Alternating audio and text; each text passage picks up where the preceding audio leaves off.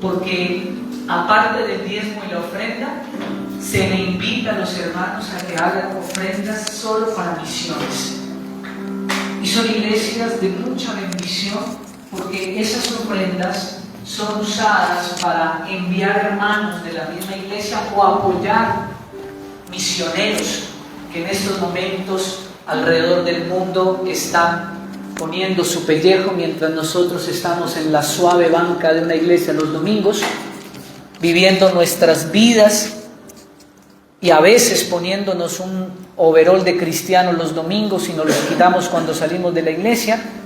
Pero en estos momentos, en países difíciles como Asia, como África, donde el evangelio implica, no puedes andar con una Biblia porque te meten a la cárcel, no puedes predicar de manera libre, y hay misioneros en este momento. Inclusive aquí en Cali hay varias organizaciones misioneras donde envían misioneros. Yo conozco una pareja bautista que está de misioneros en África, y a los misioneros renuncian a todos los privilegios que usted y yo tenemos, ¿sí? De hecho, el evangelio entra a Colombia gracias a unos misioneros americanos del sur de Texas, de los bautistas del Texas.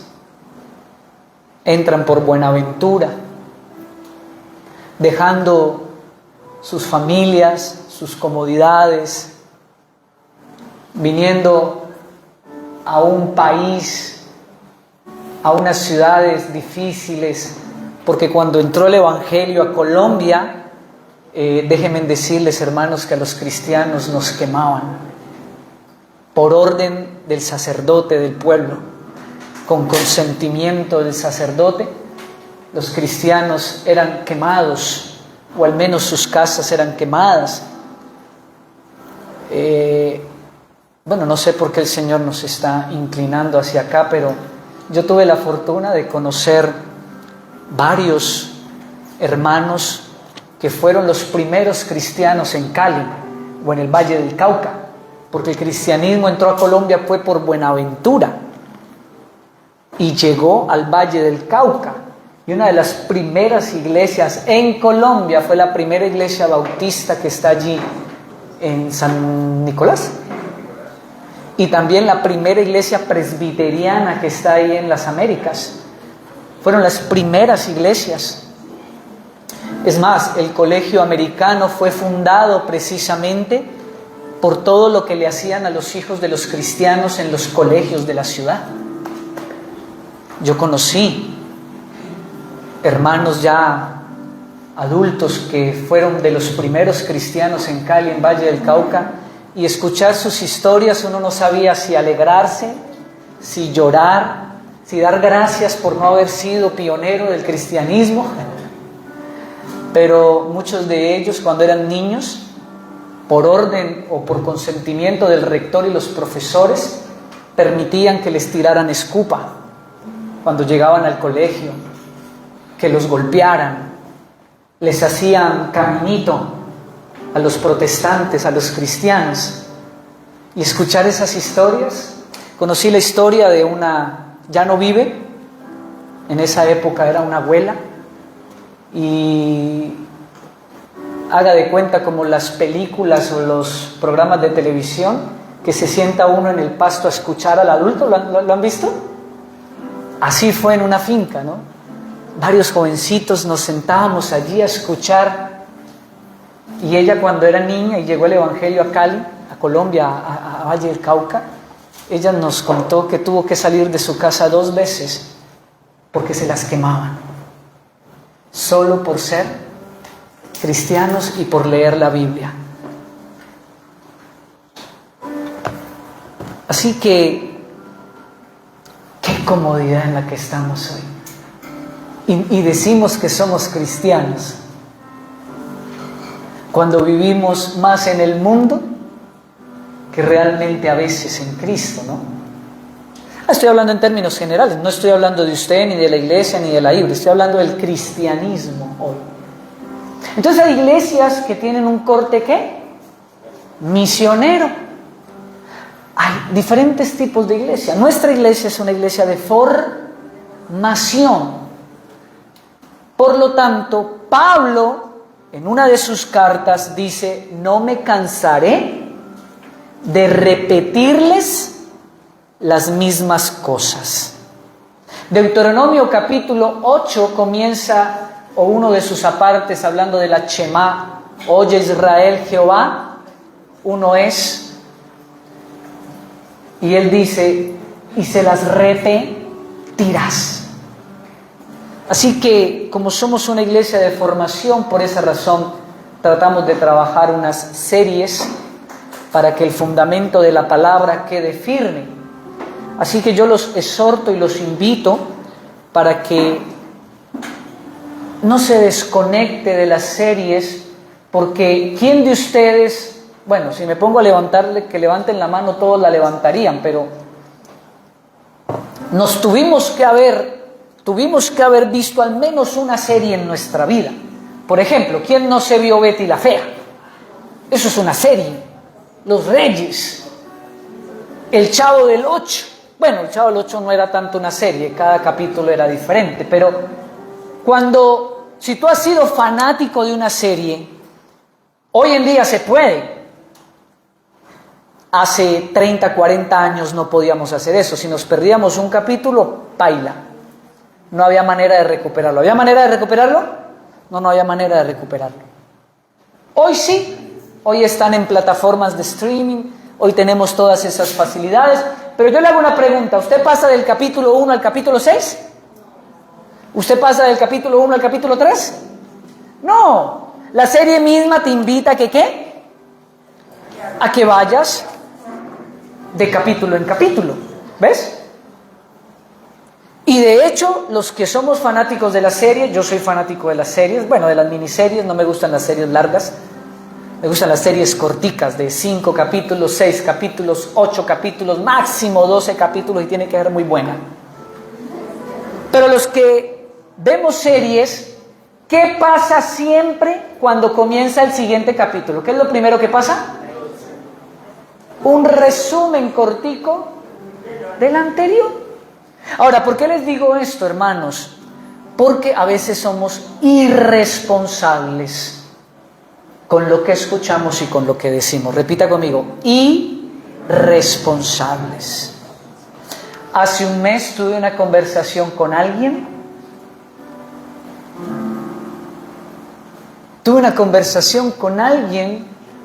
Que no sé por qué se guardó eso tanto tiempo. Y gracias a Dios, en esa conversación se animó y me dijo: pastor, explíqueme algo que yo nunca entendí. Es que cuando usted habló de mayordomía y habló de la deuda, yo nunca estuve de acuerdo con que la casa, el apartamento que uno compra, entonces yo no me puedo endeudar con eso. Y yo le dije: oh, qué triste.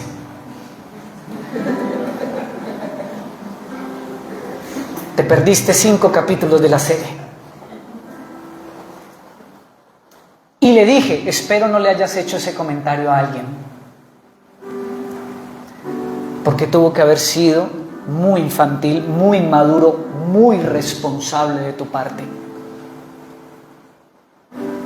Pero déjame decirte que no en uno, como la canción, no fue uno, ni fueron 2, ni fueron 3, sino que aproximadamente más de 8 sermones yo fui muy claro en el púlpito de decir que cuando tú compras una casa, un apartamento, eso no es una deuda, es una inversión. ¿Cómo lastimamos la iglesia de manera tan infantil, inmadura y irresponsable? Solo porque no somos responsables de la obediencia que tenemos que tener con el Señor, de que Él forme nuestras vidas. Ahora, que falte a la iglesia de manera esporádica es válido. Es más, Si usted no quiere volver a la iglesia, no lo haga. Yo no le estoy diciendo que venga. Ni voy a estar pendiente, ni tomamos lista. Mira, aquí nosotros no tomamos listas para estar pendientes de quién vino, quién no vino, no. Tomamos listas solamente para llevar una estadística general, ¿sí? De si la iglesia está creciendo, no está creciendo, cómo atendemos a los nuevos, etcétera, etcétera. Es por eso que llevamos lista. Nada más. Pero si yo soy responsable con el Señor y digo que tengo una relación con Dios, entonces yo debo ser responsable con mi propia, ¿qué? Formación. ¿Ves? Entonces, para que no hayan dudas, ni hablar cosas que no hemos escuchado y que no hemos estado, es importante tener todos los capítulos de la serie, ¿sí o no? ¿Quién de ustedes le ha venido a hablar a alguien de una serie que no se la vio completa y usted lo mira y le dice, no, así no pasó? ¿Le ha pasado?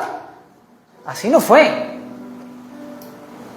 Entonces, vamos entonces a Marcos capítulo 10, versículos 35. Bueno, y encima de eso se enojan, se molestan. No, es que yo no estoy de acuerdo. ¿De acuerdo con qué si yo nunca dije eso? Pero bueno, ese es el precio de lo que significa ser comunidad.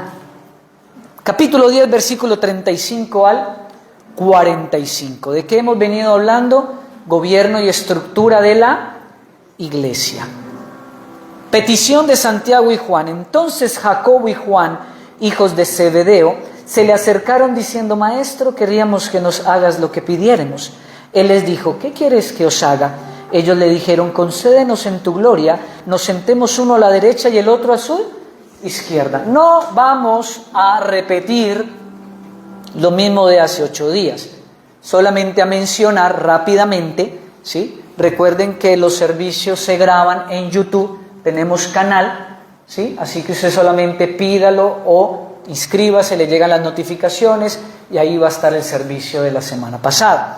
Solamente vamos a mencionar que la petición de Juan y de Santiago era una petición que buscaba ¿qué? Una jerarquía, estar por encima de ¿quién? De los 10. Escuche, cogieron a Jesús y lo separaron.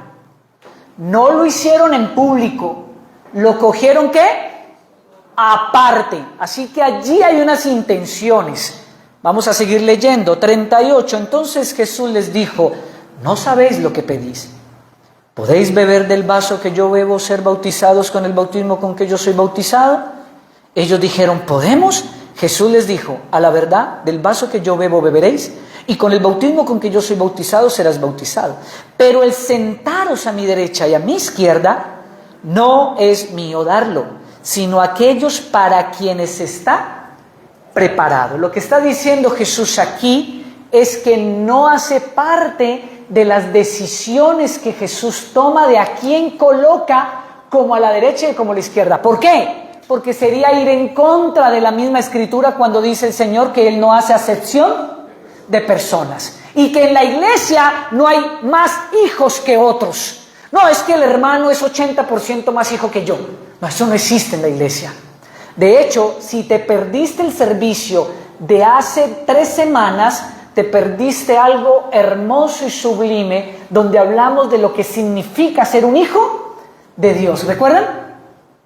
Y salimos consolados de la iglesia entendiendo lo que somos delante de Dios como hijos y como hijos amados del Señor. Lo que el Señor habla acerca de ser hijos, de ser adoptados como sus hijos. Los que estuvieron, ¿lo recuerdan? Es hermoso sentirse abrazado por Dios de esa manera. Así que, miren lo interesante. Jesús no está diciendo que Él escoge, aunque pudiera hacerlo. ¿Puede el Señor tener la potestad de escoger a cualquiera y sentarlo a la derecha, a la izquierda? Lo puede hacer. ¿Y por qué te vas a enojar si no te escoge a ti? Si esos lugares son de Él.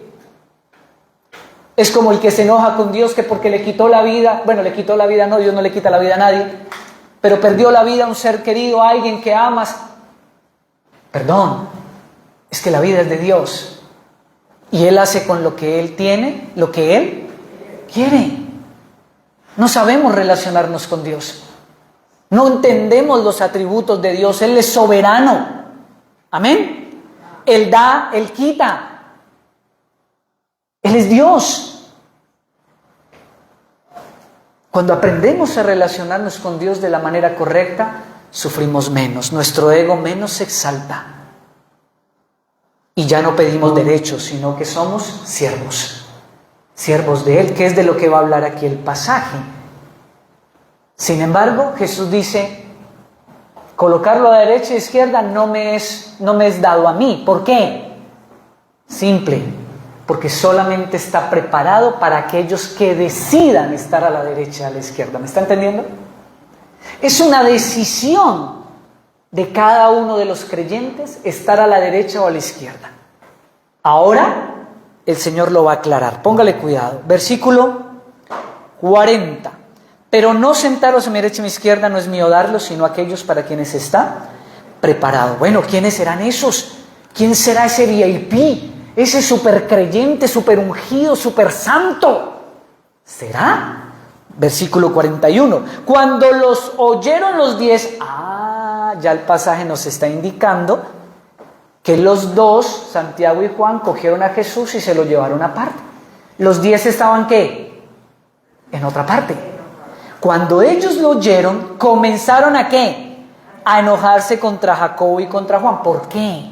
¿Por qué se enojaban si la petición de Santiago y Juan? Recuerde que era Jacobo Santiago o Santiago Jacobo, bueno, como sea, pero era el mismo. Si la petición de ellos era tan inocente. No, si se enojaron era porque sabían que la petición que ellos estaban haciendo era una petición ¿de qué? De jerarquía, de poder, de posición, que es lo que todos los seres humanos buscamos en esta vida. Por eso te levantas cada mañana a trabajar, a estudiar, a crecer, para buscar un lugar, una posición de poder en este mundo. Poder hablar más duro, que te obedezcan. Cuando no le obedecen en la casa, le toca irse a ganarse el mundo a ver si es que le obedecen allá.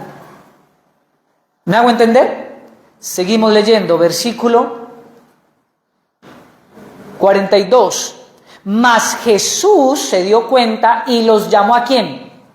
A todos, a los 12, y les dijo, ¿sabéis que los que son tenidos por gobernantes de las naciones se enseñorean de ellas? Primera palabra clave, ¿sé qué? Se enseñorean. ¿Qué significa enseñorearse? Tomar control. Tomar control. Eso significa enseñorearse, esclavizar, tomar control sobre los demás. Y mire lo que sigue diciendo. Ahí toca el ámbito natural de lo que es el tema laboral, etcétera, etcétera. Y luego toca el tema político. Y sus grandes ejercen sobre ellas, ¿qué? Potestad, o sea, autoridad y poder. ¿Ves? Hace 8 días les decía que si el gobierno toma una decisión, ¿usted qué puede hacer? Haga una prueba. Hagamos una prueba. Los que tienen vehículo, los que tienen casa, no pague predial este año. No lo pague. No lo pague a ver qué pasa. ¿Qué pasa si no pagas predial? ¿O no pagas el seguro, el impuesto del vehículo? El gobierno inmediatamente te pone ¿una qué? Una multa. ¿Sí? Tienes que pagar más de lo que tenías que pagar. Ahora, yo le hago una pregunta. Quéjese. Vaya, diga que eso es injusto, que usted no lo va a hacer. ¿Qué va a pasar? Nada. Porque ese es el mundo. Ahora, yo le hago otra pregunta. Entre a su trabajo a la hora que a usted le provoque. Venga, hagamos la prueba esta semana. Usted decide entrar esta semana a su trabajo a las 10 de la mañana. Es más, no solamente vas a llegar tarde a tu trabajo decidiéndolo, sino que te vas a ir vestido de la manera que a ti te provoca. Hasta un día con pijama. con la de zapaticos así grandes y muñequitos y todo, así bien bonito, bien titino. O los que son dueños de empresa. ¿Qué pasaría si un trabajador, toda una semana, él decide llegar a la hora que quiere y llegar vestido como él quiere? Yo le hago una pregunta. ¿Podemos hacer eso? Bueno, de poder sí. Pero, ¿cuáles serían las consecuencias que vendrían al usted tomar esas decisiones? Ok, bienvenidos, señoras y señores, al versículo 42. Eso es lo que está diciendo Jesús. El mundo es así. Los grandes, los jefes, los políticos, los gobernantes se enseñorean ¿de quién?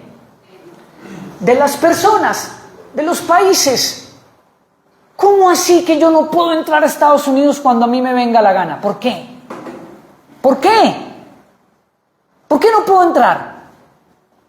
¿Por qué no puedo coger un vuelo, un avión y entrar a España, ¿por qué no puedo?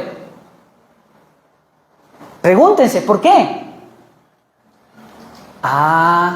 Porque los grandes ejercen ¿qué? Potestad. Hay jerarquías. Ya. Punto. Y usted no puede hacer nada.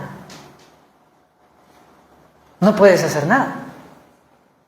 De eso está hablando Jesús. Pero mire lo que luego dice el Señor. Versículo 43. Pero no será así entre vosotros. Este pasaje es la columna de la estructura y gobierno de la iglesia. Por eso tenemos que volver a leerlo, repetirlo y releerlo, para que nos quede claro cómo es el gobierno en la iglesia. Porque si el Señor está diciendo que entre ustedes, ¿quiénes estaban allí? Primera pregunta que le vamos a hacer al texto. Primer principio de homilética, hacerle preguntas al texto. Hagámosle una pregunta al texto. ¿Quiénes estaban allí? ¿Dice que era una multitud? ¿Dice que eran los discípulos? ¿Dice que había gente? No, están solamente ¿quién? Los 12. ¿Y qué representaban los 12? Los que iban a ¿qué? A fundar ¿qué? La iglesia. Y Jesús les dice, entre ustedes, en el organismo que se va a formar después de que yo me vaya, en lo que se va a construir y constituir la iglesia, entre ustedes ¿qué? Y entonces aparece Primera de Corintios capítulo 12. Hermoso. Cuando Pablo toma esta misma estructura, esta misma enseñanza, y le da otro color, le pone otro lienzo, otra figura, y empieza a decir que somos un cuerpo. ¿Ven? Y que todos somos ¿qué?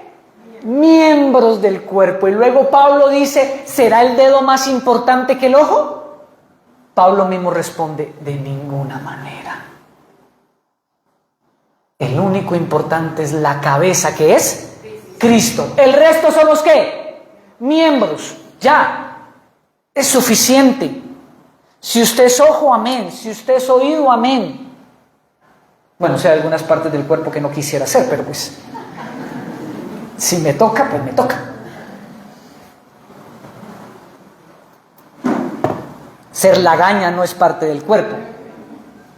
Aprendamos a escuchar. Hay cosas que nos salen, pero que no son parte de nuestro cuerpo, no son nuestros miembros. ¿Me está entendiendo? Por lo tanto, una vez más, la Biblia nos enseña que la iglesia no hay jerarquías, no hay personas más importantes que otras. Que porque tiene carro, que porque tiene salario, que porque tiene empresa. No, cuando usted entra por esa puerta a la iglesia, nada de lo que usted ha conseguido en el mundo ni nos importa, ni nos interesa, ni hay puestos de privilegio aquí para nadie. Pero, oh sorpresa, hemos visto el modelo del mundo metido, ¿en dónde? en la iglesia. Qué triste. Pero eso es lo que vivimos hoy en día. Hoy en día vemos iglesias con el título de iglesia que ¿qué? Que han metido al mundo y la estructura del mundo a la estructura de ¿qué? De la iglesia. Entonces está el presidente, el gerente, pastor, y hay libros que hablan así, ¿no? Váyase a la librería CLC y usted encontrará el pastor presidente, el pastor gerente. Y entonces, ¿por qué? Porque hay que ganar a los empresarios del mundo. Entonces hay que construir la iglesia para que cuando llegue el empresario, él se sienta ¿qué? Cuando llegue el gerente, cuando llegue el poderoso, él se sienta en la misma estructura que traía, que viene de ¿dónde? ¿Para qué? Para que se sienta ¿qué? Cómodo y se pueda sentar en un lugar especial y se le pueda tratar de manera ¿qué? Especial, y que solamente pueda tener acceso al pastor de manera especial. ¡Wow! ¡Qué equivocados estamos, hermanos! Porque Jesús no enseñó eso. Vuelva a leer el versículo 42. ¿Qué dice? Perdón, el 43. ¿Pero qué? ¿Qué no entendemos de eso? Pero no será así entre ustedes. Pastor, ¿cómo identifico una iglesia de sana doctrina? Empiece por el gobierno y la estructura de esa iglesia. Llegue a esa iglesia y empiece a ver qué hay. Ungidos, poderosos, inalcanzables, intocables, gente apartada. Aquí los VIP, aquí los que no pudieron pagar la entrada de VIP, aquí los que más diezman, allá atrás los que no diezman, véanlos allá atrás. Hermano, era una broma, no se vayan a ofender. Ustedes saben que aquí no hacemos eso. Y es así. Y mucha gente sale lastimada de estas estructuras porque cuando llegaron a la iglesia no se sintieron ¿qué? Aceptados. Sintieron que no encajaron. ¿Sí? Que no encajaron. Y resulta que Jesús dice, entre ustedes no será así. Así que Juan y Jacobo estaban equivocados, porque ellos querían un lugar ¿qué? VIP, de privilegio, poder decir, Pedro, hazme el favor y recoge eso. A Pedro, imagínate. Sáquele mocha a una oreja, no sabían lo que se metía. Pedro era terrible. Entonces imagínate, yo no sé si es que no lo entendemos, pero entre ustedes ¿qué? No será así, sino que el que quiera hacerse grande entre vosotros, ok, en la iglesia sí hay orden, sí hay estructura, sí hay cabezas, porque si no sería un monstruo. Pero escúcheme, ¿qué dice? Ese que supuestamente va a estar dirigiendo, guiando o es el líder, debe tener una característica. ¿Cuál es? Ser un siervo. Y recuerden que siervo es una palabra del griego que es doulos, que significa esclavo. Esclavo. Así que la iglesia no es una empresa. Miren, hermanos, de aquí de esta iglesia se han ido, creo que 3 personas de la iglesia se han ido enojados solo porque en esta iglesia no se hacen las cosas como en su empresa. Solo por eso.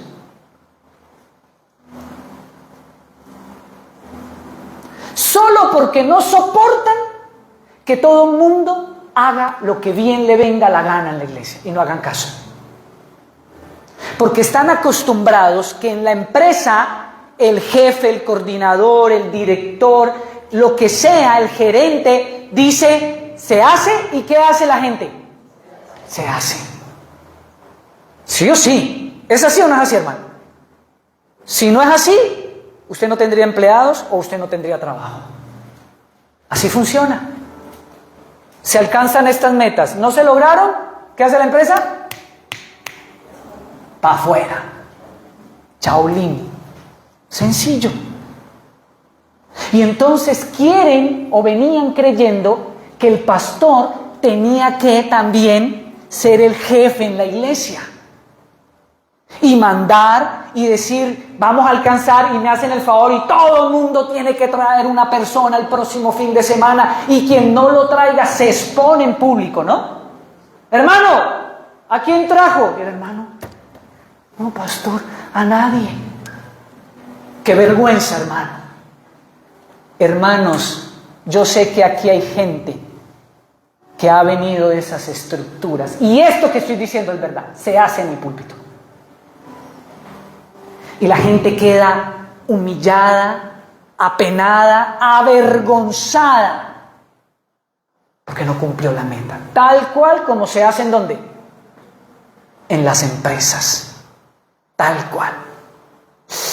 Pero la Biblia dice que la actitud de una iglesia debe ser una iglesia de servicio. Si vienes, bien, si no, también. Puedes venir, puedes recoger, hermano, me hace el favor y me ayuda a limpiar las sillas. No, pastor, bueno, hermano, tranquilo, no hay problema. Yo lo hago o busco otra persona que me ayude. ¿Quieres ser diácono? Amén, hermano. ¿No lo quieres ser? Tranquilo, no hay problema, nada va a cambiar. No te vamos a quitar el buñuelo ni el pan de bono. Hazme el favor a este hermano que está en rebeldía, que diácono y luego dice que ya no. Hazme el favor.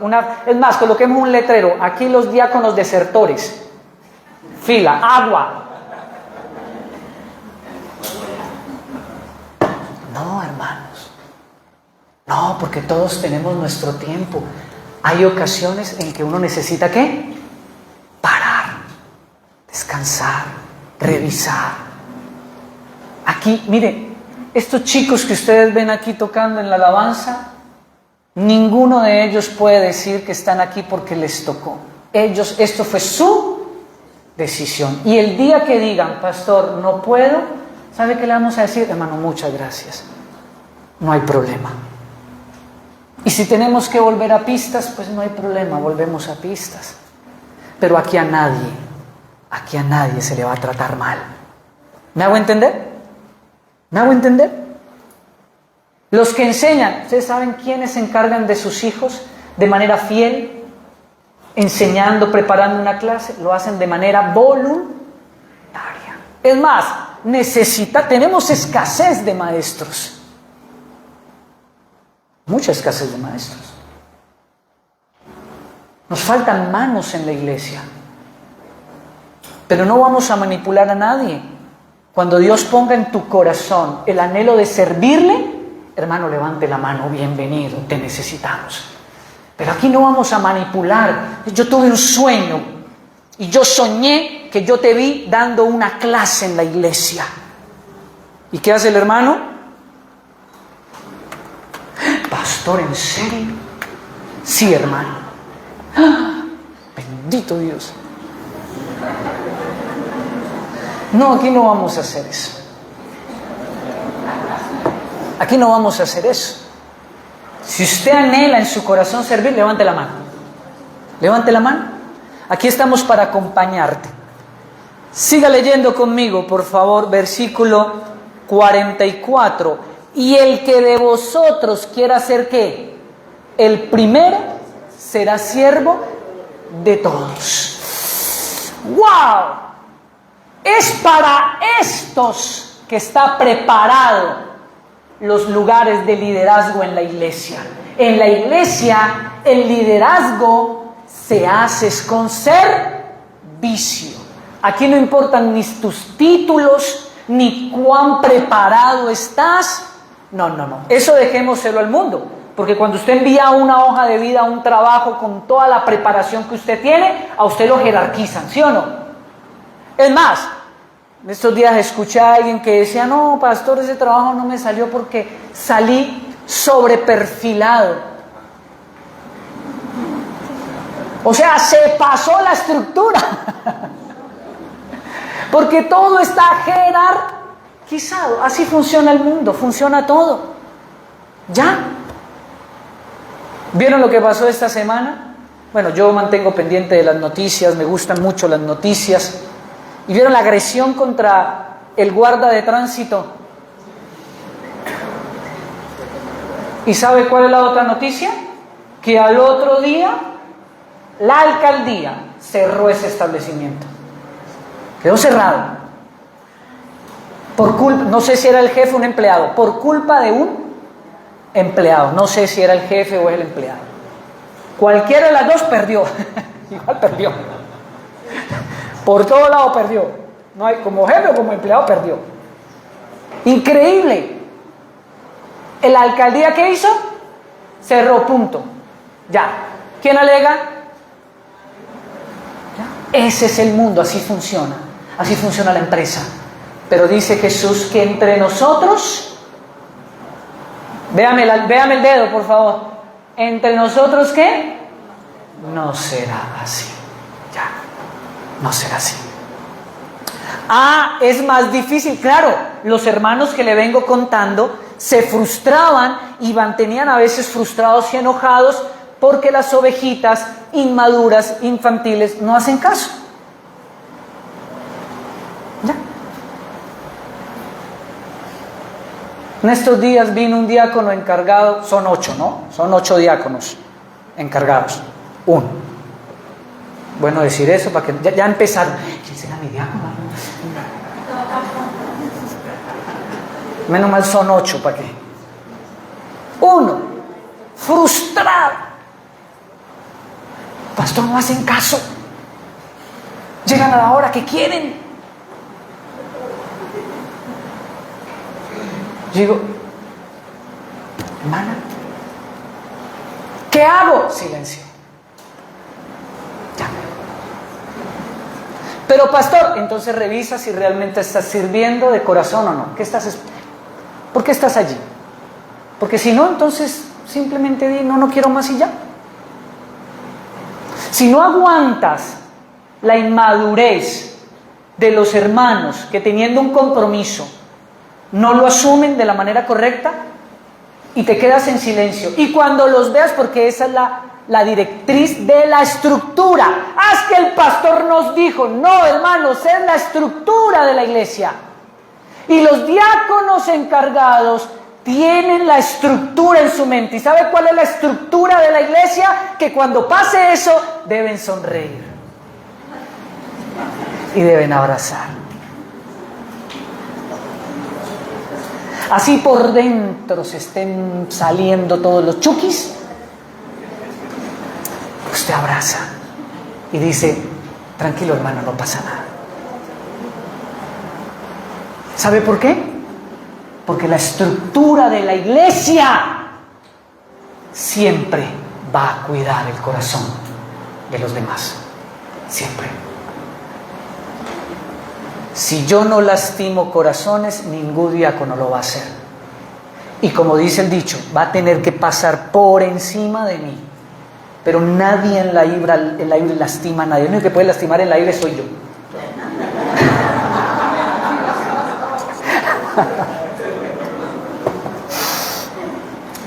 No, sin embargo podemos hacerlo, amén. Y es allí donde el corazón de siervo va y pide perdón. Dice, hermano, perdóname, no estaba bien, cometí un error. Ese es el siervo no es el que no equivoca, el siervo es el que se equivoca pero va y pide. Esa es la estructura de la iglesia, esa es la estructura. Pero venimos con la mente del mundo y queremos ponerla en la iglesia y creer que la iglesia, y entonces se frustran, y el pastor porque permite que todo el mundo haga lo que quiera, y porque este llega a la hora que quiera, y este no llega, y este cuando quiere viene, y este cuando yo no sé qué. Hermanos, hay que orar y esperar que Dios trabaje en el corazón de esa persona, y que si es salvo de verdad, el Señor se encargará de irlo madurando para que aprenda a hacerse responsable. Pero a nadie vamos a lastimar, porque un siervo no lastima. ¿Me hago entender? Un siervo no lastima. Entonces, siga leyendo conmigo. Versículo 45. Porque el Hijo del Hombre no vino para ser servido, sino para servir y dar su vida en rescate por muchos. ¿Y sabe por qué se fueron estos hermanitos de la iglesia? Porque yo les dije, Primera de Pedro capítulo 5 dice que los que gobiernan no se deben enseñorear de las personas, que deben hacerlo con ánimo pronto. ¿Recuerdan Primera de Pedro 5? Que nos da los requisitos de los líderes y los pastores en la iglesia, cómo deben ser. Si usted no ve eso en mí o en la iglesia, váyase de esta iglesia. Esta iglesia no es bíblica. Si ustedes no ven esta estructura en la IBRE, bueno, no de manera perfecta, porque estamos construyéndonos. Nunca vas a encontrar perfección en ninguna parte. Entonces esta iglesia no es de Dios. No es bíblica. No es bíblica. Pero nos fascinan esos modelos. ¿Sabe por qué nos fascinan esos modelos? Porque funcionan. Funcionan. Llenan la iglesia. Cumplen metas. Todo. No hay ovejas, hay borregos que siguen a alguien al pie de la letra y hacen todo lo que esa persona dice que deben hacer, y se manipula con miedo, con temor. Porque se usa la Biblia para decir, hermano, usted está en desobediencia, va a recibir una reprensión del Señor. Dígame, ¿quién no obedece así? No, hermano, no vamos a hacer eso. Cierre sus ojos, vamos a orar. Padre bueno, te queremos agradecer en esta hora por tu palabra, y te pedimos, Señor, que abras nuestra mente, nuestro corazón, que tu Espíritu Santo opere su ministerio en nuestra vida en esta hora, y que Cristo sea revelado en medio de nosotros, en medio de nuestro corazón. Háblanos, Señor, dirígenos, guíanos, en el nombre de Jesús. Amén.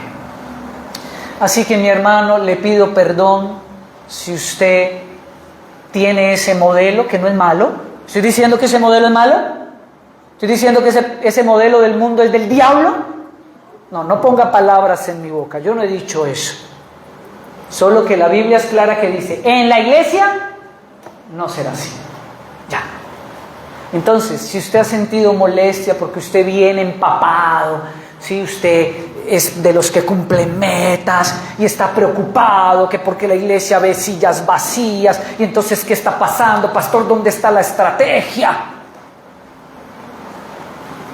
Pues, hermano, le va a tocar que ser tolerante a su frustración, porque eso no va a cambiar. Nosotros no vamos a cambiar la estructura del gobierno de la iglesia. ¿Me está entendiendo? Para agradarlo a usted no lo vamos a hacer, porque una iglesia lo que busca es agradar ¿a quién?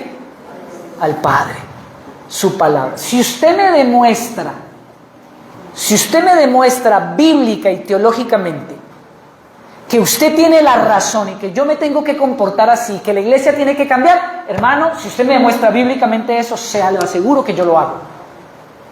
Porque yo tengo que obedecerle ¿a qué? A la palabra. Yo lo hago, si me lo demuestra. En el momento no es demostrable, porque vamos a estudiar estructura y gobierno de la iglesia. ¿Cómo identificar la estructura pastoral y de liderazgo en la iglesia a la luz del Nuevo Testamento? El modelo de gobierno de la iglesia, cómo debe ser la estructura, cómo se debe dirigir. Hay 3 términos en el Nuevo Testamento. ¿Cuáles son? Presbúteros, no es una grosería, no es una ofensa. Son palabras griegas. Presbútero, no es decir, aunque usted puede usarlo en el contexto del matrimonio y queda bien. Usted es un presbútero. No le está diciendo nada feo, pero usted se desahogó. El episcopo no es más suave, ¿no? Episcopo y poimen. Esas son las 3 palabras en griego que hablan de la estructura y gobierno de la iglesia. Pero tenemos un problema. Se los decía hace 8 días, espero se acuerden los que estuvieron. Tenemos un problema, y es que la Biblia no nos deja un modelo de gobierno claro y único. Los que no estuvieron hace 8 días están perdidos. Primero nos dice que sí, y ahora nos dice que no. Pues resulta que como usted no vino hace 8 días y tampoco lo vio en YouTube, está perdido. Porque hablábamos de que una cosa es la forma y otra cosa es el fondo. ¿Se acuerdan? Forma, fondo. Los hermanos de acá son la forma y los de acá son el fondo. Otra vez, ¿la qué? Forma, fondo. Si uno no entiende qué es la forma y qué es el fondo, uno no va a entender muchas cosas de la Escritura, de la Biblia y de las maneras en que se vive en comunidad en la iglesia. Hay que entender qué es forma y qué es fondo. Entonces, Marcos capítulo 10, que lo acabamos de leer, los que estuvieron hace 8 días conmigo, ¿es forma o es fondo? Fondo. Apenas respondieron 3, ay Dios mío. Y después dicen que no repita lo mismo. Fondo. Acabamos de expresar el fondo, los principios de gobierno, pero lo que acabé de decir de que no existe un modelo de gobierno único en la Biblia, no hay claridad sobre eso, ni todos los teólogos ni los biblistas de todas las décadas, ni siquiera los reformadores del siglo XV pudieron ponerse de acuerdo en el modelo bíblico y único de la iglesia. ¿Pero de qué estamos hablando? ¿Forma o fondo? Forma. Entonces aparecieron los bautistas con un modelo bíblico que se llama el modelo congregacional. Y hasta hace no más de 30 años ese modelo se mantuvo en la iglesia bautista. Ahora se los explico. Pero también en el siglo XV aparece otro modelo de gobierno que se llamó el presbiterial, que era un modelo representativo expuesto por Juan Calvino en Inglaterra y que se convirtió en modelo del gobierno nacional de Inglaterra, y ese modelo democrático empezó a asumirse por todos los países y hoy tenemos en Colombia un modelo democrático por representación gracias a Calvino, que expuso el modelo bíblico presbiteriano. El modelo que tenemos en las naciones hoy es un modelo sacado de la Biblia, es un modelo presbiteriano por representación. ¿Sí? Entonces, el modelo congregacional es todos los hermanos miembros de la iglesia deciden. Las iglesias bautistas tuvieron muchos problemas con eso. ¿Sabe por qué? Porque cada decisión se tenía que reunir toda la asamblea y todos tenían que votar. Entonces, si el pastor quería mover el computador de aquí a allá, todos tenían que votar. Y no les estoy hablando, no estoy siendo exagerado. Si se quería mover un ventilador, se tenía que reunir a todos. Y todos tenían que votar. Y si el 50+1 aprobaba, entonces se mueve el ventilador. ¿Qué pasó con la iglesia bautista en la década de 1960-70? ¿Empezó a qué? A decaer. Porque no es un modelo que hoy en día funcione. Entonces las iglesias empezaron a morir, empezaron a vaciarse. El modelo presbiterial es un modelo diferente, es un modelo donde un grupo de hermanos representan ¿a quién? Al resto, y ellos juntos, se hace una junta, y esa junta es la que toma las decisiones. Las unidades residenciales, ¿cómo funcionan? Así. Algunas empresas, ¿cómo funcionan? Así, algunas, ¿no? No todas, algunas. Esos son los modelos de gobierno que hay en la iglesia. Pero eso también tiene sus variantes. Por ejemplo, en modelos presbiterianos, la junta es la que decide, pero el pastor es un empleado. Y él no tiene ni voz ni voto. Eso es una locura. Yo estuve 3 años en ese modelo. Terrible. En otro momento les explicaré por qué. Terrible.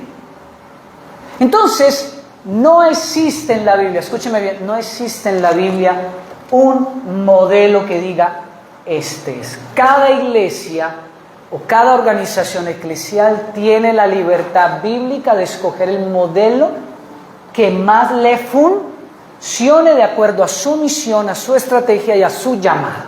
¿Me está entendiendo? Eso es muy importante tenerlo en cuenta y lo vamos a demostrar bíblicamente. Entonces, no hay evidencia, lea conmigo, no hay evidencia bíblica para determinar un solo modelo de gobierno para la iglesia. Si usted se va de esta iglesia porque no le gusta el modelo, no se va por un tema de fondo. ¿Me está entendiendo? No te vas por un tema de fondo bíblico, sino te vas por un tema de ¿qué? De forma. Y hay hermanos que pueden tomar la decisión porque pues no les gusta la forma y es válido. ¿Qué es la forma? Es lo superficial, lo que si está bien, si no está, también. ¿Ves? ¿Cuál es el fondo? Que adoremos y alabemos al Señor. Amén. ¿Cuál es la forma? Usted verá si lo hace con pistas, lo hace a capela, lo hace con instrumentos. Usted verá cómo lo hace. ¿Me está entendiendo qué es la forma y qué es el fondo? ¿Qué hemos hecho los cristianos y las iglesias lastimosamente? Hemos cambiado el orden.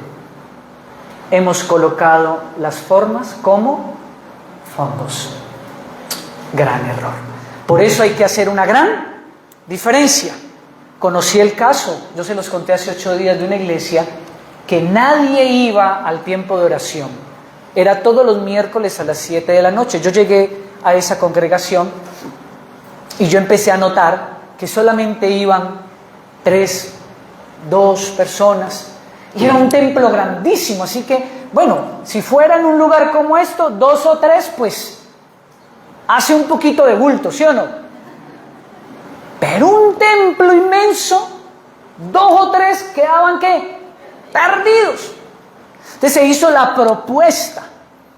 ¿Por qué no buscamos una forma diferente de hacer oración para que todos puedan, ¿qué? Venir? Posiblemente la distancia era una iglesia que quedaba alejada. Busquemos un lugar más, ¿qué? Más central, una casa de un hermano, un lugar más central, un día. Y empezamos. Y la respuesta fue, qué pena. Pero desde el año 1950 y pico que fue fundada esta iglesia, bajo el pastor lo hemos hecho así todos los años y eso no va a cambiar. Se colocó la forma por encima de ¿qué? Se convirtió la forma en un principio. Error. Error. Uno no puede hacer eso. ¿Cuál es el principio? ¿Cuál es el fondo? Orar. ¿Y qué debe hacer una iglesia? De acuerdo a su comunidad, a la realidad de su comunidad, ¿sí? Eso funciona cuando son iglesias de barrio. Cuando hay una iglesia de barrio, pues es natural que la mayoría de la congregación pertenezca a la misma ¿qué? A la misma zona. Entonces tienen el templo como su centro. Y eso funciona. Pero cuando es una iglesia que tiene otra estructura de forma totalmente diferente, donde su comunidad, unos están en el norte, otros están en el sur, otros están en el centro, otros están entonces se busca una manera para poder que todos oren, pero se cambia la forma. ¿Me hago entender? En los 13 años de la IBRE hemos cambiado de forma como 4 o 5 veces. Y la que menos nos ha funcionado es la que tenemos ahora. El día que esa forma ya no funcione, ¿qué hay que hacer? Hay que cambiarla. Sin agredir, ¿qué? El principio. Entonces una cosa es la forma, otra cosa es el principio. No hace mucho, precisamente, yo les decía hace 8 días que esta serie nace precisamente por la ignorancia o por la ligereza de la lengua, de hablar sin conocimiento, porque estuve en una iglesia, en una sola, o en 2, o máximo en 3 durante 10 años. Y entonces ahí me leí toda la Biblia, hice todos los cursos, entonces me creo con el derecho de saber y hablar, porque ese es el problema de la iglesia hoy en día, que nos hemos convertido en cristianos de escritorio. Cristianos de escritorio. Y entonces todo el mundo admira que el hermano o la hermana sean estudiosos de la Biblia. No, hermanos, así no funciona. Perdóneme, pero no. Y entonces la pregunta que se me hizo fue, ¿por qué no hay más pastores en la iglesia? Pues hermanos, muéstreme cómo se hace, porque yo como pastor no puedo mandar un mensaje a una empresa de empleo o a un lugar y decir, se necesita una hoja de vida de un pastor porque hay que tener 3, 4 pastores en la congregación. Yo le hago una pregunta, ¿funciona así? No, no funciona así. Entonces, qué bendición que en la iglesia del Señor y en esta iglesia se levantara, Dios trajera a alguien con un llamado a ser pastor. ¡Wow! ¡Qué bendición que eso sucediera! Pero yo le hago una pregunta, ¿quién puede controlar eso? ¿Quién lo puede controlar? Yo no puedo sacar un letrero en el país o en internet y decir, la IBRE necesita 2 pastores. Porque un hermano o una familia dijo que esa era la estructura que tenía que tener, si no se iba. Yo, wow. Y póngale cuidado a esta perla. Me sacó Hebreos. Ahora lo vamos a estudiar. Vuestros pastores, ¿lo han leído? Hebreos capítulo... Ahorita lo leemos. ¡Wow! Entonces, que en la iglesia tenían que haber 3 pastores. Le dije, hermano, mira, o hermanos, le dije, mira, estaba con mi esposa y le dije, danos tiempo, que no estoy en mi mejor momento. Yo mejoro de a poquito. Eso no me hace mundano, no sé, ayer de la iglesia, ¿no? Las suenan tanto que uno termina en la cabeza de uno. Mi hermano, la IBRE siempre va a estar en construcción si en un futuro el Señor levanta a un pastor, levanta a 2 pastores que ayuden, que tengan ese llamado de servicio y que puedan aportar para que las cargas se aligeren en el ámbito pastoral. ¡Wow! Amén, hermano. Lo único que te puedo prometer es que en un futuro eso es válido. De hecho, yo oro por eso. Quisiéramos tener un grupo de pastores en la iglesia que ayuden. El pastor de los jóvenes, por ejemplo. No tenemos pastor de jóvenes. Díganme si yo no quisiera que llegara un pastor de jóvenes. Llevo orando por eso hace 5 años. ¿Y qué hago, hermanos? ¿Pongo un anuncio? Así no funciona. Yo quisiera tener un pastor de parejas. Por ejemplo, hay una iglesia que nos hicieron una invitación para conocer la estructura que tienen ellos, forma a fondo. ¡Ah, amén! Ahora sí.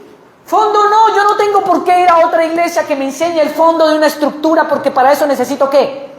La Biblia. Tenemos una invitación a una iglesia de Texas que se llama Champion Forest. Es una iglesia hispana, de las más grandes iglesias hispanas bautistas que hay.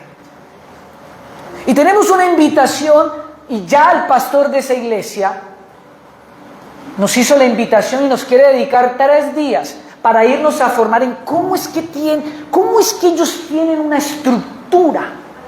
¿Para copiarla? No, hermanos. Porque las estructuras funcionan de acuerdo al contexto. No es lo mismo hacer iglesia y ser pastor en Colombia que serlo en Estados Unidos. No es lo mismo. No es lo mismo. No, yo admiro los pastores de Estados Unidos porque sus iglesias hispanas están llenas de mexicanos, salvadoreños, argentinos, ecuatorianos, venezolanos. Está llena de todo lo que es Centroamérica, Suramérica, usted sabe lo difícil que puede llegar a ser pastorear una iglesia con esa gran variedad de culturas. No, yo me vuelvo loco. Yo admiro eso. Uno tiene que cuidar cada palabra. Estábamos ahí en una iglesia de Tampa, en una iglesia que nos ayudó también a formar la estructura de forma de la iglesia. Y estábamos con unos hermanos, ella era ecuatoriana, él era cubano, estaban casados, eso solamente pasa allá. Aquí usted se casó con el indio patirrajado de su misma ciudad, su mismo barrio.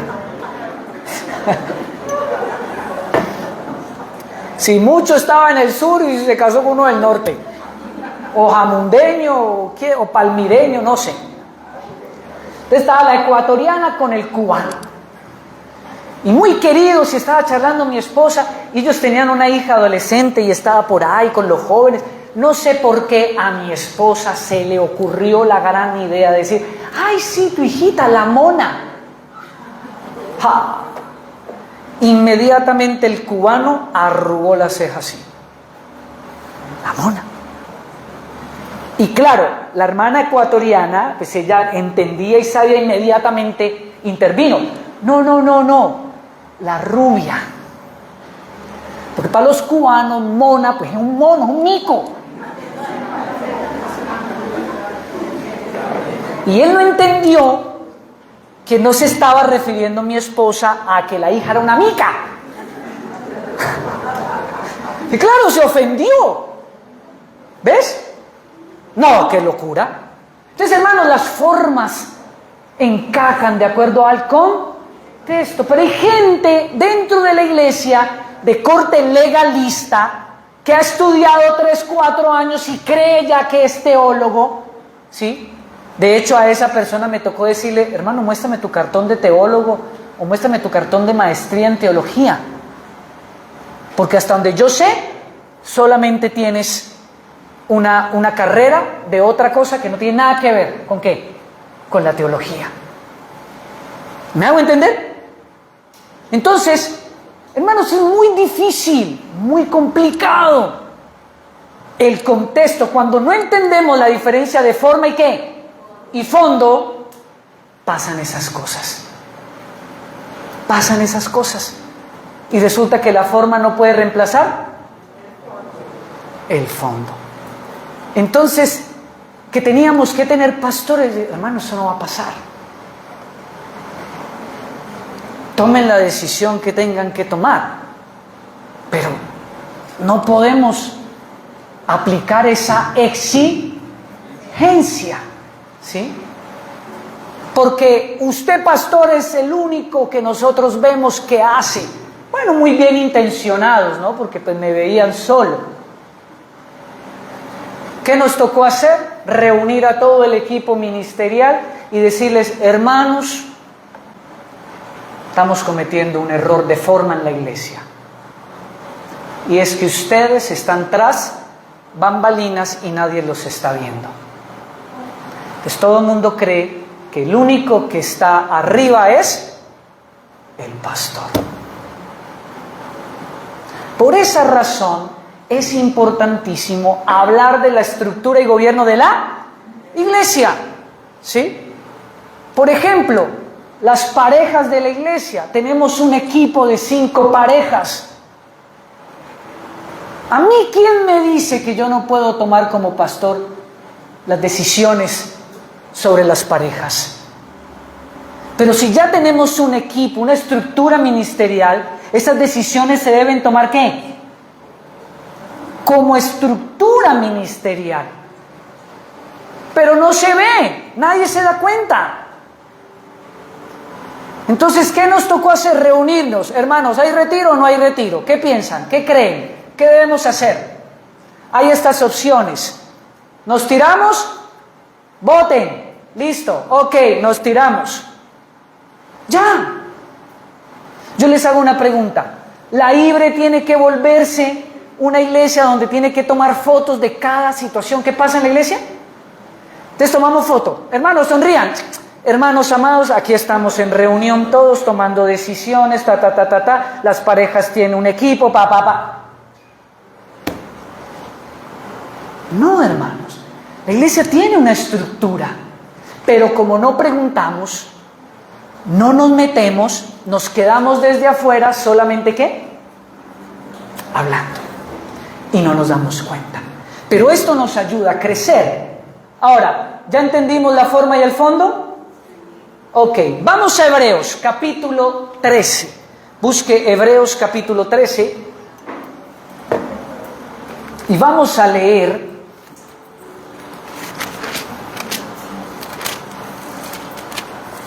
esta perla, hermanos, hermosa.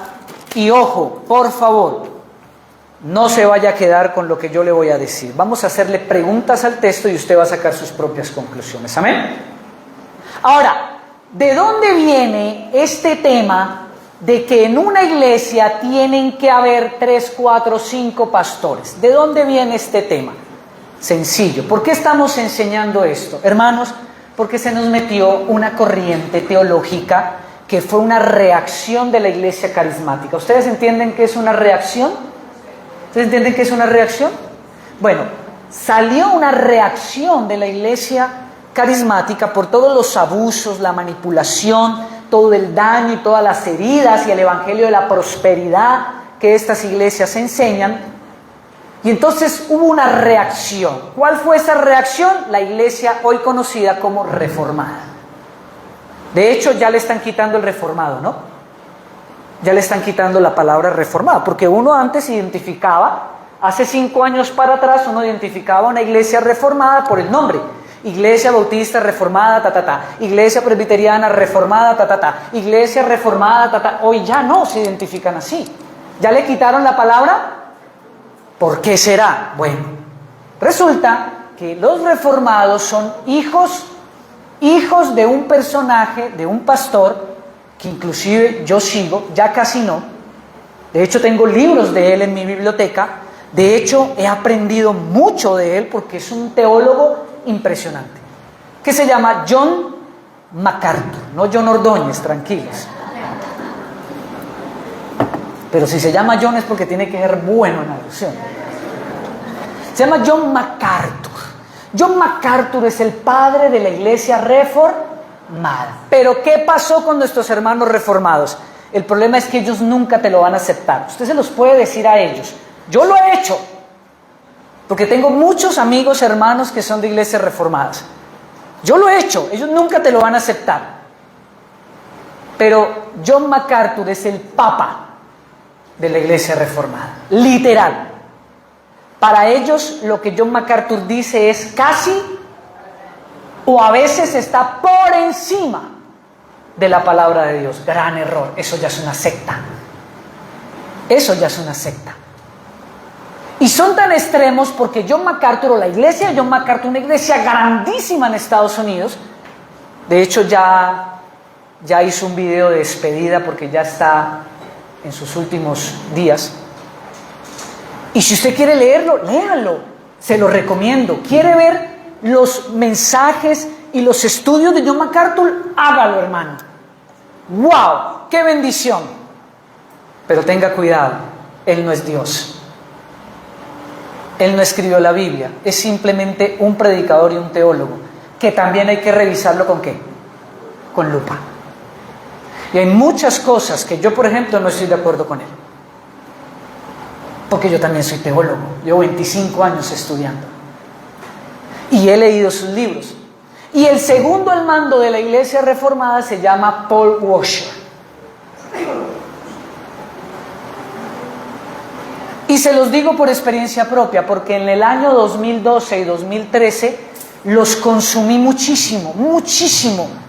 Es más, tenía una compañera en el trabajo que era reformada y ¿sabe qué me decía? Usted es reformado. Porque lo consumía muchísimo. Pero ¿saben qué, hermanos? Empecé a convertirme en un predicador, en un teólogo y en un pastor extremista y totalmente ortodoxo, a tal punto que se empezaron a dañar mis relaciones. Porque ese mensaje te lleva tan al extremo que si tú te pasas un poquito al centro, no, ya usted y yo no tenemos nada que hablar, me da mucha pena, pero la verdad la tengo yo. Ese es el problema. ¿Me está entendiendo? Ese es el problema. Y me volví extremo y empecé a notar que todos los que consumían de manera que ciega se volvían así. ¡Oh! Yo, wow, no, eso no me puede pasar. Hay cosas más elevadas y más grandes que eso. Y es el amor y aprender a entender y comprender el contexto. El hermano está haciendo así porque es un proceso. Pero los reformados dicen que solamente te conviertes y naces de nuevo cuando llegas a las iglesias de ellos. Hermano, se lo escuché a una hermana de una iglesia que es amiga mía. Y me tocó sentarme, trabajábamos juntos. Y me tocó sentarme y decirle, ¿qué estás diciendo? Y entonces me miró así. ¿Tú no conoces que en teología hay algo que se llama revelación progresiva? La revelación progresiva tú la encuentras en la Biblia cuando Jesús dice, y lo que les estoy diciendo ustedes no lo entienden ahora. ¿Lo han leído? ¿Pero lo qué? Lo entenderán. Y luego Pablo, Pedro, y cuando ya escriben, cuando ya Jesús dice, usted lee por ejemplo en Hechos, y lee por ejemplo en otros pasajes, y ahora entendemos lo que Jesús nos dijo. A eso en teología se llama revelación progresiva. La revelación progresiva actúa en nosotros cuando Dios se va revelando de manera ¿qué? Progresiva en nuestra vida. Entonces ellos dicen que cuando llegan a esa iglesia y como son tan fuertes en el ámbito del estudio bíblico y la gente empieza a descubrir verdades que no había descubierto antes y entonces abre los ojos y entonces le dicen, naciste de nuevo. Antes de aquí tú no eras salvo. Oh, yo le escuché eso y le dije, hermana, qué equivocada estás. Porque una persona que está en estos momentos en una iglesia carismática o en cualquier otra iglesia, por muy ignorante que sea de la palabra, está en un proceso de revelación progresiva. Y esa persona es salva. Si ya ha sido destinada para salvación, es salva.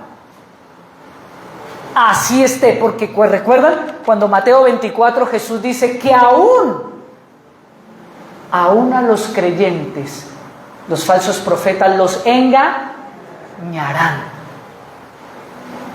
Porque aún los creyentes, de acuerdo a nuestro grado de madurez, podemos ser engañados por desconocimiento ¿de qué? De la palabra. Porque estamos en un proceso progresivo de conocimiento de Dios y de revelación de Dios en nuestra vida. Y perdónenme, pero tengo que hablar de esto. Usted verá cómo lo toma, cómo lo coge, qué se lleva. Pero yo tengo que enseñarle esto, no para que usted se quede, sino para que usted pueda discernir. Entonces, en la iglesia de John MacArthur no se toca ningún instrumento. No se toca ningún instrumento. Porque él enseña, junto con Paul Washer, enseñan que esto es pecado, que esto no se debe hacer en el altar y no se debe hacer en la iglesia. Entonces ellos solamente cantan. Y usted quiere descubrir una iglesia reformada, si no tenga el nombre, no tienen instrumentos. Solamente cantan himnos. ¿Ves? ¿Por qué? Porque es una reacción a la iglesia carismática. Porque la iglesia carismática cogió esto como una tarima, le puso luces y apareció Hillsong, y apareció yo no sé quién, y apareció yo no sé cuánto, y volvieron la alabanza un tema comercial, un tema de marketing. Y entonces los supersantos de la tarima que tocan la guitarra y la batería, entonces ellos reaccionaron frente a eso. Y como eso no es de Dios, entonces lo quitamos. Mire, pasan de un extremo al otro. Cuando la Biblia así dice en los Salmos, Salmo 100, toda la creación alabe al Señor. ¿Con qué? Con címbalo, con flauta, con cuerdas. Porque el problema no está en la forma, el problema está en ¿dónde? En el corazón. ¿Podemos adorar a Dios sin instrumentos? Amén. Claro que sí. Pero si los hay, ¿por qué no? Pregúntele. Yo le invito para que usted le pregunte a uno de los chicos de la alabanza si este ministerio ha sido de formación espiritual para su vida. Si Dios le ha hablado, le ha mostrado y se ha manifestado y han crecido. Claro que sí, lo han hecho. Porque Dios se mueve de todas esas maneras. Leamos Hebreos capítulo 7, 13:7. ¿Qué dice? ¿Acordaos de qué? De vuestros pastores, que os hablaron la palabra de Dios, consideren cuál haya sido el resultado de su conducta e imiten su fe. Y mire lo que dice el 17. Obedezcan a vuestros pastores y sujetaos a ellos, porque ellos velan por vuestras almas, como quien han de dar cuentas, para que lo hagan ¿con qué? Con alegría, no quejándose, porque esto no es provechoso. Y entonces sale esta perla y dice, ¿ves? En la iglesia deben haber pastores, no puede haber un solo pastor. ¡Wow! ¿En serio? Y entonces vámonos a la historia. Todas las iglesias de todas las denominaciones de todos los siglos siempre han tenido un pastor. Hay iglesias que tienen el privilegio de tener un grupo de pastores, pero no todos son cabezas, siempre hay un pastor principal. Y eso no quiere decir que entonces si no hay más pastores, entonces no estamos en la estructura correcta. Falso. Porque hay iglesias pequeñas que nunca van a tener más de un pastor. Ya. Hermanos amados, vamos a hacerle preguntas al texto. Mire lo que dice, vuestros pastores. Vamos a hacerle preguntas al texto. ¿Por qué está en plural? Vamos a ver si lo descubren, hermanos amados, que esa es la diferencia entre los teólogos que han sido estudiados y los hermanos que aprenden solamente bajo la cobija de una iglesia y leen la Biblia bajo la cobija de una sola iglesia. Tengan cuidado. Primero, ¿por qué está escrito en plural? Segunda pregunta, ¿Hebreos es una carta a un grupo geográfico o es una carta a un grupo étnico o una cultura o una comunidad general? Responda esa pregunta. Usted no necesita estudiar teología para responder esa pregunta. Responda esa pregunta. ¿Qué es Hebreos? ¿Una carta a un grupo geográfico o es una carta a un grupo étnico o una comunidad en general? Está escrita a los hebreos. Primera de Corintios, ¿es una carta a un grupo étnico o a un grupo geográfico? A un grupo geográfico. ¿Ves lo simple que es la teología y lo simple que es contextualizar un pasaje para no hacerle decir lo que nosotros queremos decirle? Hebreos no es una carta a un grupo geográfico, a alguien que está en una ciudad, que está en un grupo o en una ciudad o en un país. No. Hebreos es una carta a un grupo étnico, es decir, a los hebreos que están ¿en dónde? En cualquier parte del mundo. Por lo tanto, si se le está escribiendo a los hebreos, se supone que esos hebreos están en diferentes ¿qué? Iglesias. Por eso dice vuestros pastores, porque no le está hablando a una iglesia en particular como Pablo le habla a los Gálatas. ¿En dónde estaban los Gálatas? En Galacia. Cuando Pablo le escribe a los filipenses, ¿dónde están los filipenses? Filipos.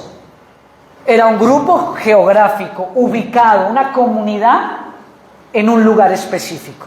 Pero cuando dice, y le escribo a los caleños, le está escribiendo ¿a quién? ¿Y dónde están los caleños? En cualquier parte del mundo. Usted encuentra caleños en Australia, en Europa, en África. En todos los continentes están los caleños.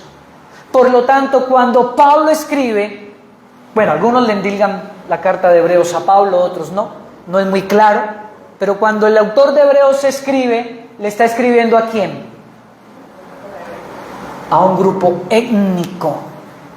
Por lo tanto, por esa razón dice vuestros pastores. Ahí no está diciendo que en una iglesia deben haber varios pastores. Miren un error tan sencillo y luego sacamos conclusiones tan terribles y solamente de forma, no de fondo.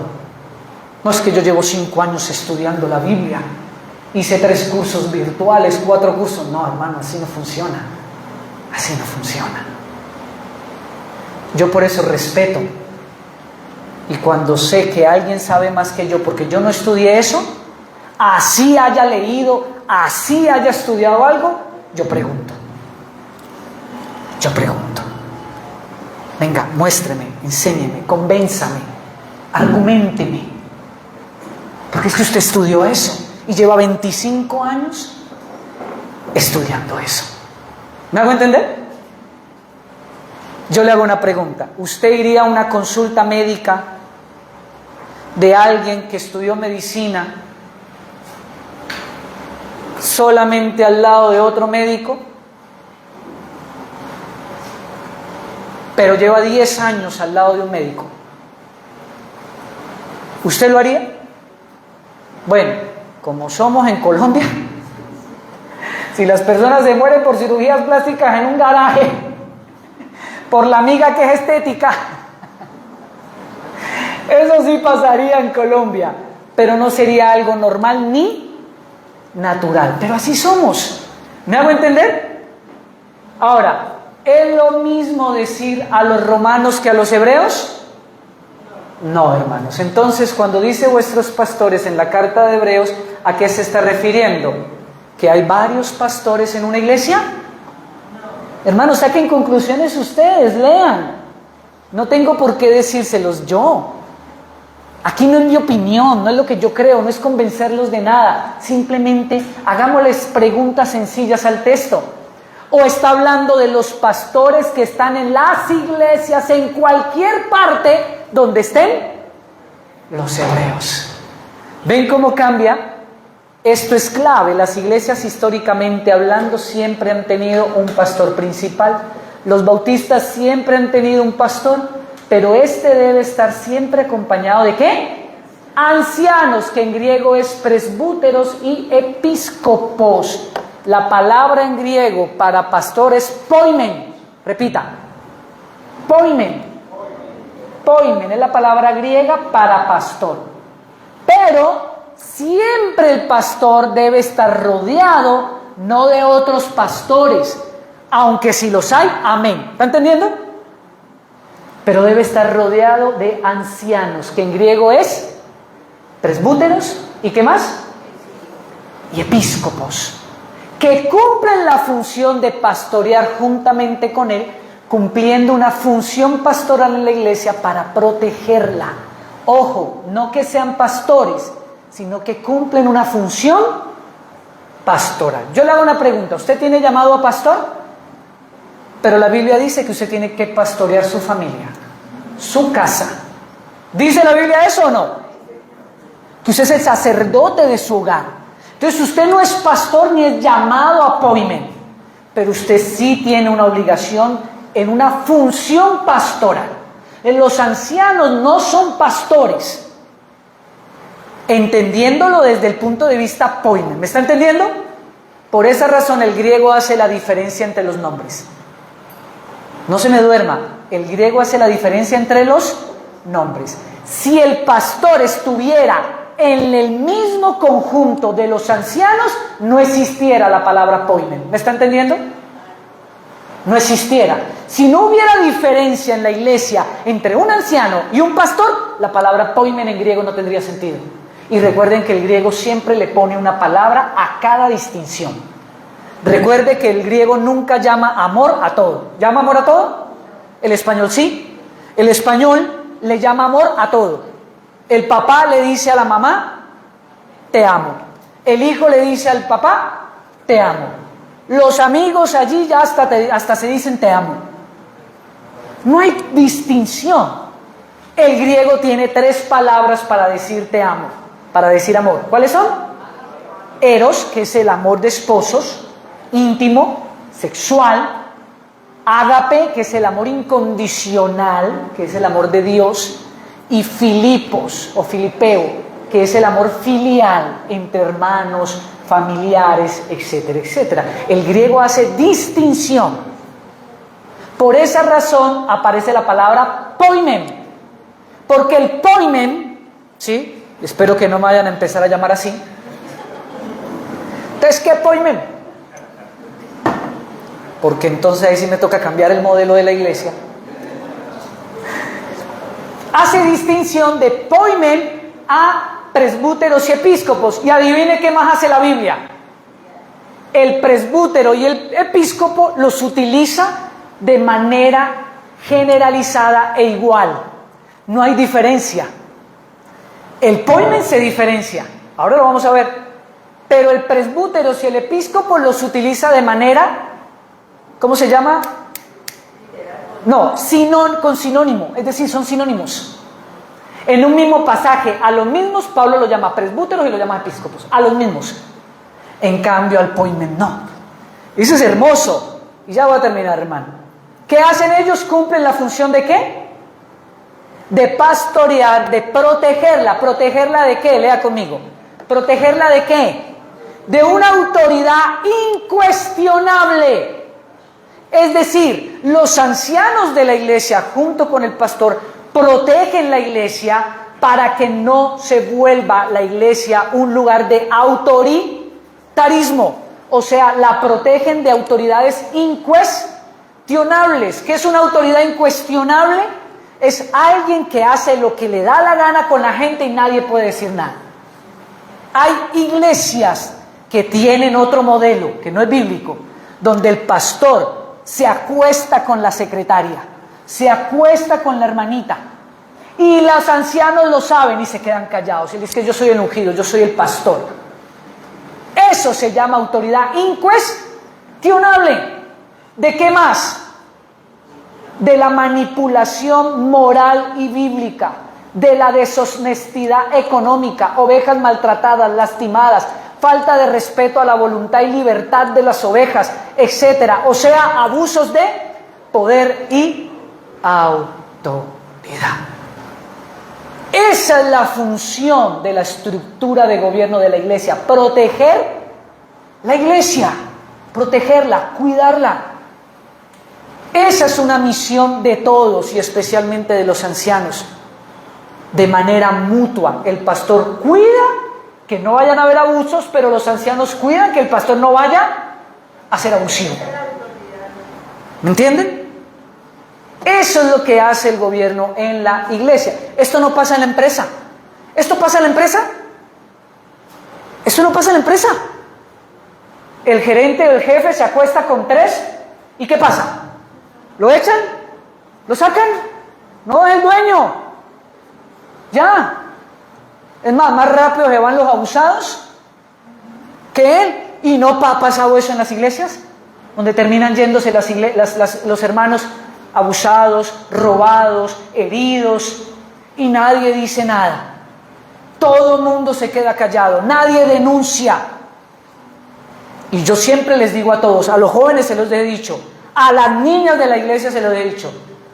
Ana está de testigo, Ani también, les he dicho, cualquier cosa que ustedes vean que está mal, hablan con Tati. ¿Se lo he dicho o no se lo he dicho? Hablen con Tati, yo no tengo problema. Hablen con ella. Porque estamos ¿para qué? Para cuidarnos.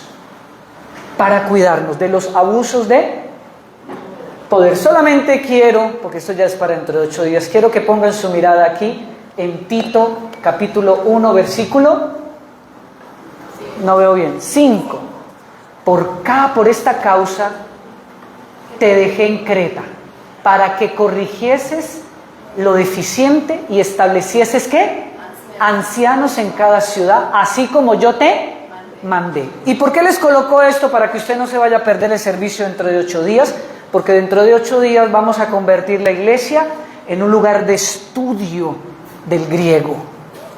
Esto es una Biblia que se llama Biblia interlineal.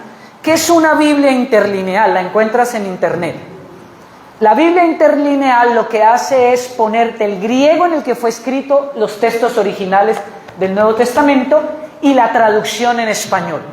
¿Me hago entender? Y de esa manera nos damos cuenta si estamos manipulando o no el texto. Entonces, allí tiene que aparecer la palabra, mire, presbúteros dice allí. Tranquilos que yo todas esas letricas se las voy a enseñar, eso es muy fácil. Presbúteros significa ¿qué? Ancianos. Adivinen qué palabra aparece en Hebreos cuando dice vuestros pastores. Búsquela, coloque Biblia interlineal, te aparece, buscas Hebreos capítulo 13, versículo 7 y ahí te aparece el griego. Y la palabra que aparece es poimens, porque hay una diferencia entre anciano y pastor, aunque los dos cumplen la función de supervisar. ¿Quién era Tito? ¿Poimen o presbúteros? Poimen. Tito, Timoteo eran pastores que Pablo estaba formando y le ordena a Tito que establezca ¿qué? Ancianos en la iglesia. Es una cosa hermosa, pero tranquilos, dentro de 8 días nos meteremos allí, miren, nos vamos a meter aquí y vamos a ver poimen, pastores diferentes, miren, todo esto lo vamos a ver. Póngase de pie, vamos a hablar.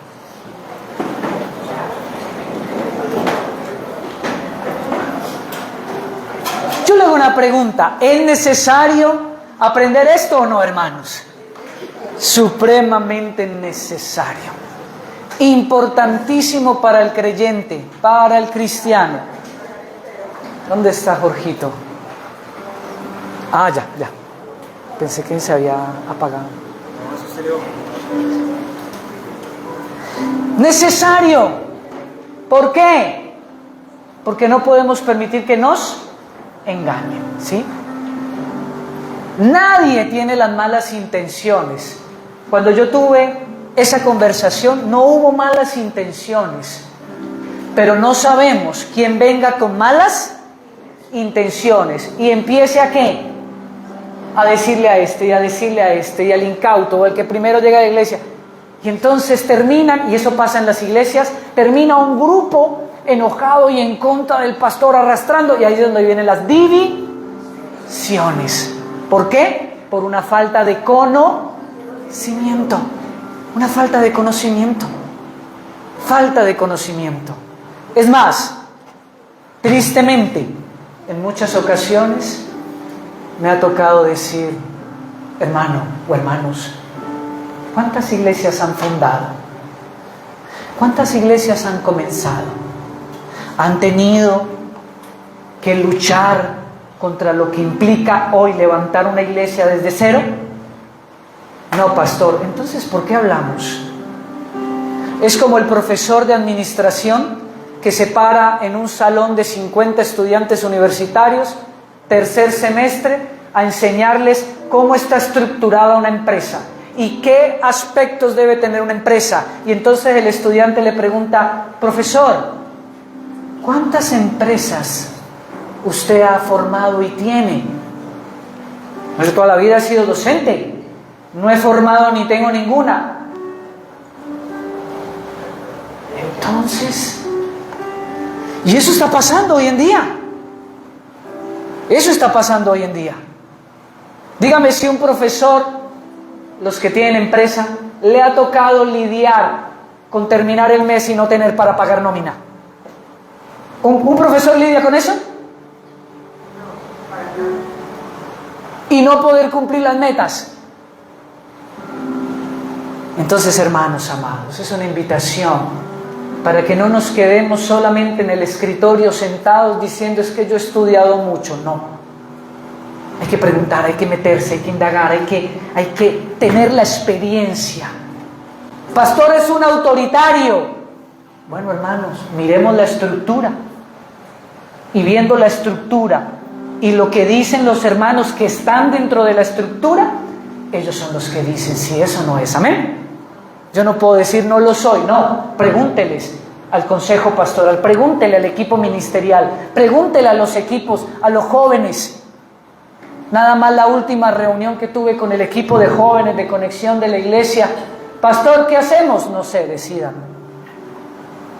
Decidan.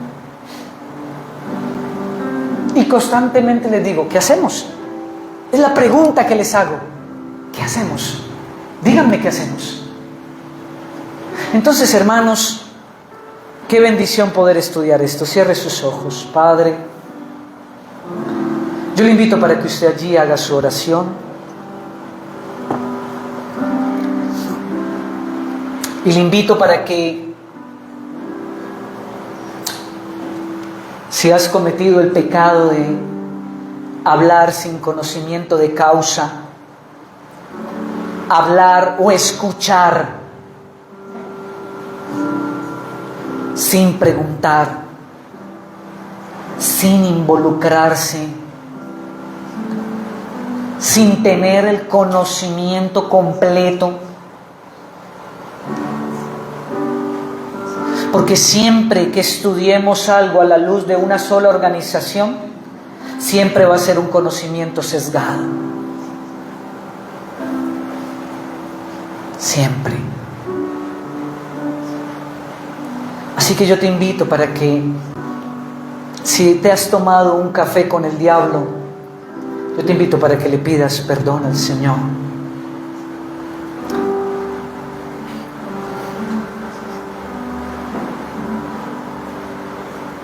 Pero qué bendición que el Señor nos da la oportunidad de poder exponer, de poder sacar a la luz, de poder enseñar los principios que hay en tu palabra acerca del gobierno y la estructura que debe tener una iglesia, Señor.